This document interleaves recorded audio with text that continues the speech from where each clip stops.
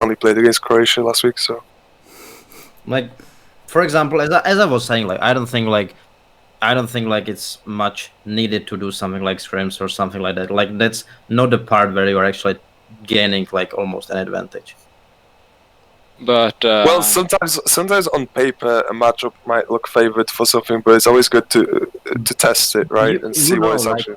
I agree, but like we were playing like you can just gain the data from the ladder. Like it's not that like you just need like the big data. You don't need like to play 1 hour game like versus other team full try hard. You just like need to spam the decks, see like how you are doing with the deck, what your feelings are about the deck, improve the deck, and we can do it like every time on ladder. Yeah, sometimes we were playing like some matches between each other, but that was just like when like for example with like some strange decks that we were not facing at all. But like for me personally, I don't see like much bigger difference because like you have some time, like you have some time where all the three players are having like 8 hours, so you have 24 hours for example to play. And if you play with each other, you are taking like two times that, right? So because you are spending time with both players playing. If you are playing on ladder, you are like maximizing the time you are putting into the preparation with, for example,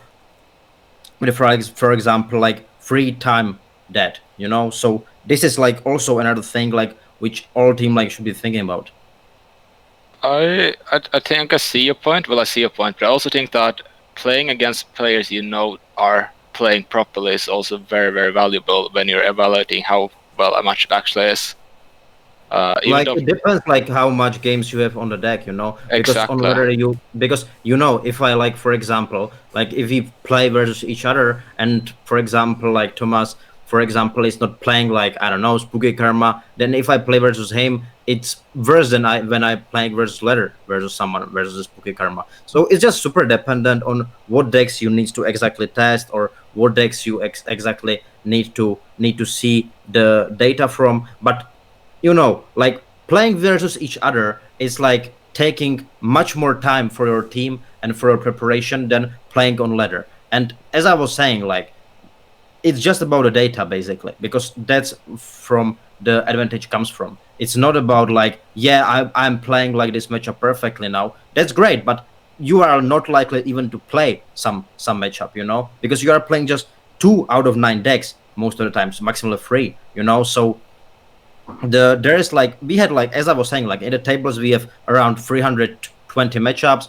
We played like most of them, and yeah, that's it.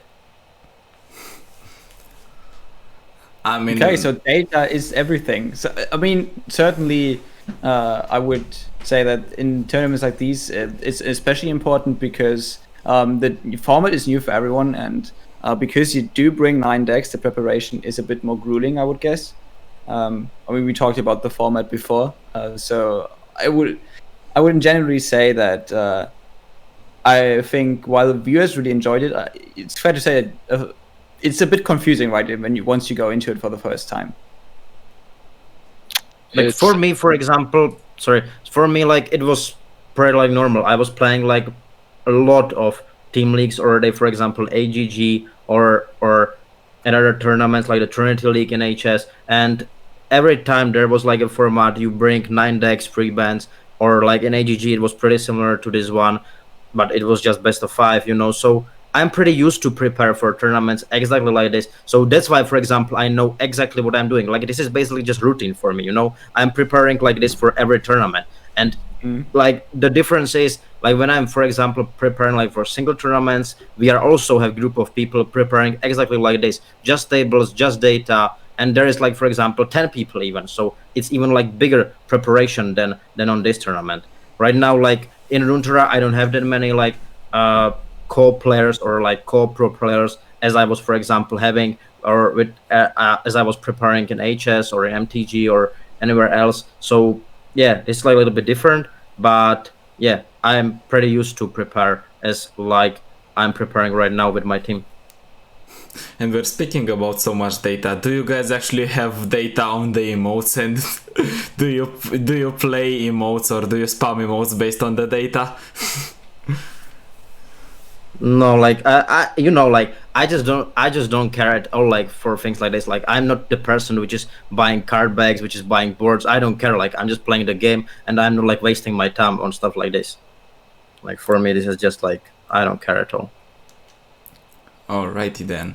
And do you guys have any hot take for the weekend to come, considering that there is a patch that's gonna be in effect? Do you expect anything, guys? For example, Fly, do you expect anything next weekend?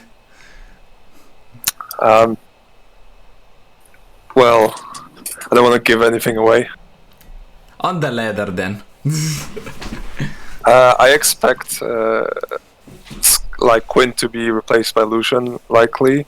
Maybe not. Like it needs testing. Obviously, it depends. Like how good, how important the Lucian, like the new the change to Lucian is. Obviously, you would need to put in 3 single combats, and obviously, like this card aggro is going to be stronger now, especially that Trundle decks are nerfed because Trundle got nerfed and Wording Stones got nerfed. So You just keep speaking. I'm taking notes there. oh.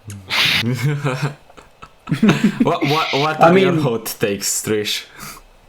I don't really have any meta hot takes, honestly. I think I just skimmed through them super quickly earlier. I think that for the weekend though, that I'm either gonna go 2-0 or I'm gonna go 0-2. But I think that when I get knocked out, which I think like we're pretty much out of it, we need to win every series against very strong teams. But I'm gonna bring one team down with me, and that's gonna be it's gonna be fun for me and not so fun for whoever it is. How about you, Game Breaker? Do you have any hot take?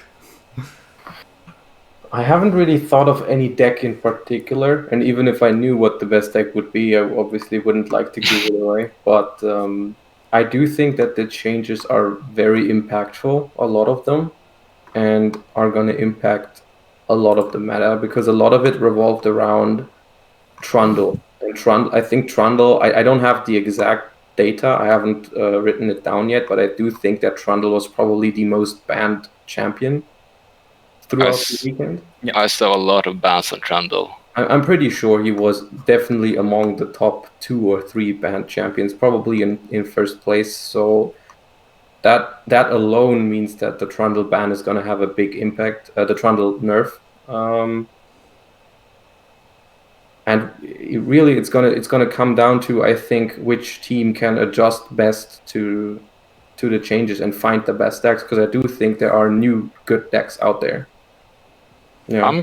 I'm kind of surprised like how many bans Trundle got, because I personally feel that War Mother is like it's a good deck, but it's not a must ban deck, and it's one of the decks that I felt easier to prepare for in tournament.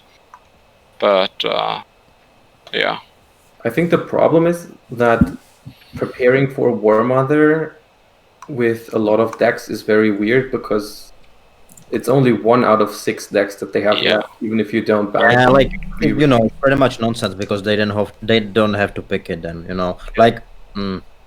I think you misunderstand me there a bit. Well, that might just be me by phrasing it badly. Like I felt like the decks that were in general strong could fare fine enough against War Mother for it to not warrant a ban. I feel that when you add Field of Rush to it, it becomes a lot more threatening, because that card puts on so much immediate pressure, versus War Mother, which takes time to ramp up and you can get far enough ahead by that point to win. Yeah, what is the other champion that you would expect to be banned most then? If it's not Trundle? I'm not sure if I like any deck. But like you know, like it's important like to say like the Trundle is not now like unplayable or something. Oh yeah, no, I don't mean that. I think Trundle will be like strong still. I was very surprised, by the way, this weekend. So many Anivia decks, like we brought it. I didn't think anyone else would bring it, and like almost every team brought it. I was very surprised about that. Yeah, well, I mean, we do have to say that at least one team brought an Anivia deck where it most likely was a one-off Anivia, and it was just a Nidros control deck. So I don't know how many teams actually brought Anivia. No, but I think it's natural that the Freljord Shadow Isles combination was just really strong. Like on ladder, you don't see much Anivia, because on ladder you can just play Trundle. There's no reason for you to really play Anivia on ladder if you can just play Trundle Trinda. But in a tournament like this, where you can have multiple regions, like the same region multiple times, it's very natural that in the top 9 decks you would think that Anivia shows up, right? Only because it's worse than Trundle Tryndamere doesn't mean it's not in the top 9. It also makes it really, really awkward to ban because you don't want to ban both Trundle Tryndamere and Anivia as well to get the Freljord Shadowvows out. Like we did. You did. Did that feel good? So yeah, guys, we are kind of drawing near to the ending of the stream. Ice-T, do you have any other question that you would like to ask our faithful captains here? Well, I mean, I think Trish already mentioned that they either go 2-0 or they go 0-2. So are you guys a bit afraid? And who do you think will be the team they take down with them? I can't imagine you will see yourself there. I mean, preparing for a tournament that you're most likely out of feels a bit bad when there's 2 more weekends to play. I'll say that much. But I don't know. I think that I might take UK down with me. That's maybe because I felt the most comfortable beating Fi on the ladder when that's happened. Whoa. Spice. You know, when I play against you, I'm just watching Forsen beating Minecraft records on my second screen. I'm not really paying much attention, so don't be too happy about that. I mean, I mean, I don't pay that much attention to either, but that's not a good quality. But is Forsen beating any records when you're watching him? No. No.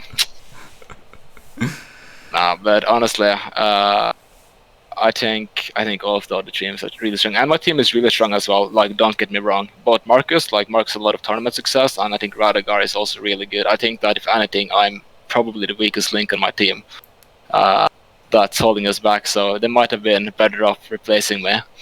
Well, for us, like talking about tournaments, this is my first ever like semi-professional tournament that I've played in.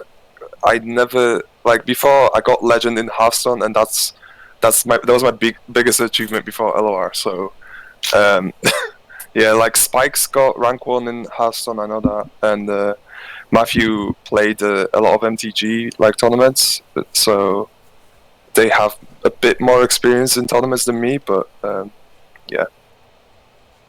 Yeah, no, this is my first Runeterra tournament, at least.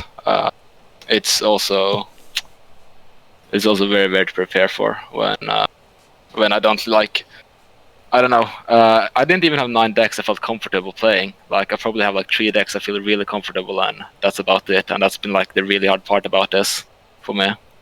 Well, that's just for the first weekend. Now that you know the format. Yeah, I'm still not gonna be good, really good at 9 decks. I'm good at 2 or 3 decks. That's how I qualified, by being really good on 1 deck. But yeah,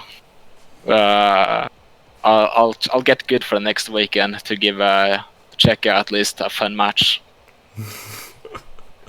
It's guys, it's card game. There every time, every team has some percentages to win, and everything you need is to maximize your percentages. That's it. What you can do. You never ever can have 100% win rate. That's just impossible. Of course. It would be nice, but yes, it's very impossible to do that. Yeah, we are not playing League of Legends, we are not playing CSGO, we are playing card games, so it's everything about, there's every time will be a huge random factor in that. Yeah, and speaking about the... And even of course, in Runeterra, there's much less RNG than, for example, in HS, That's why I'm saying, in Runeterra, you can have consistently winning 2 out of 3 games, but in HS, you can win, I don't know, 58, 60% maximally. Yeah, that's, if you win over 60%, you're an excellent card game player. Definitely. And speaking about all the data and all the preparation that you've been through, Pokrovac and the team, do you think that there is a chance that you're gonna be taken down at least 1 series? Definitely, we can lose versus everybody here. Of course we are losing on the ladder as well and everywhere. It's definitely possible. you know, I think like coming into every series versus every other team, we have some percentages, which I think we are having like, and I don't want to probably don't want to share them, but you know, every time, even if you are having, for example, in poker two aces, you can also lose versus combination like 2-6. You know, it doesn't matter what you are having. Like you can every time lose. You have every time, like for example, 80%, and 1 out of 5 you will lose, and it's quite huge. You know, so yeah, definitely we can lose. It's not like that's, for example, why I'm not liking the best of 3 format, because if it's best of 5, your percentages also grows so much higher, like, and yeah, but yeah, definitely. Alrighty then, do you guys have anything to say to the audience before we close this one and we head in with close step by step to the next series in the weekend?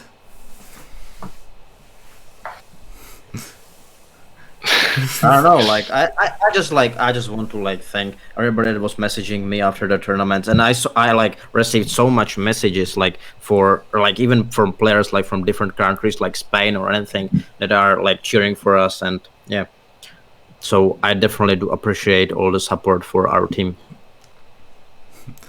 How about you guys? Fly, do you have anything to say to the audience? No, just, you know, watch us next weekend, take down Germany. That's all it is. I mean, the game needs to be streamed in order to watch, so yeah. Yeah, it's streamed, right? Oh. I think. I guess we'll see. Yeah, like I think like every team will be like 3 times on the stream, like you know, like the every. Well, they said towards the end, like in the last weekend, if like there's a match that doesn't really matter, like, you know, third and fourth or like, I don't know, fourth and first place, let's say, right? And there's a second and third, they would cast the second and third because they're closer to, you know, who's going out or not. Well, Yeah, it means I actually have to win my matches to be on screen for the last weekend. That's it's kind of uncool. You need It to take depends, more right? people down. I just wanted to coast by. I mean, in the end, this is a Riot game, and in the other Riot game, for example, League of Legends, we have this for EU teams, we have this week 2 buff. So Yeah. even if you lose one more game, you would go 0-3, which then the EU week 2 buff would be activated, and you automatically win the next 3. Well, that's some bad news for the other teams we're facing next week then. Wait a minute, we're playing you on Sunday. Oh no. Are we playing again on Sunday? Yeah. It's gonna be fun. I'm gonna pick deep twice again, just like an asserting dominance. Okay. Keep your word on that one. Next week you see them pick anything but deep, and you leave deep open. Well, if this is like a 5-head play, right, they're actually gonna pick deep twice, but he wants us to think they won't. Exactly. We're gonna bring like 6 aggro decks that you're targeting, and we're gonna bring like 2 deep decks and 1 like mid-range deck. Can you even build more archetypes of deep? I mean, if you go with Nautilus, that's basically it. There's no more deep. No, I mean I just build 2 decks with Maka and Nautilus and assume they won't ban it because they don't want to ban a bad deck. So then I have 2 different versions to play.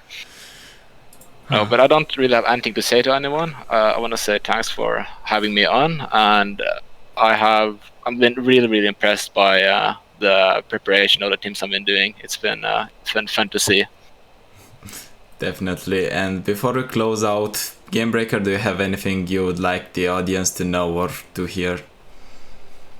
Not really. This was a chill interview. It was fun. Thanks for having me, and I hope everyone has been enjoying it and is enjoying the LOR Masters tournament. We are enjoying it. Shout outs to my team.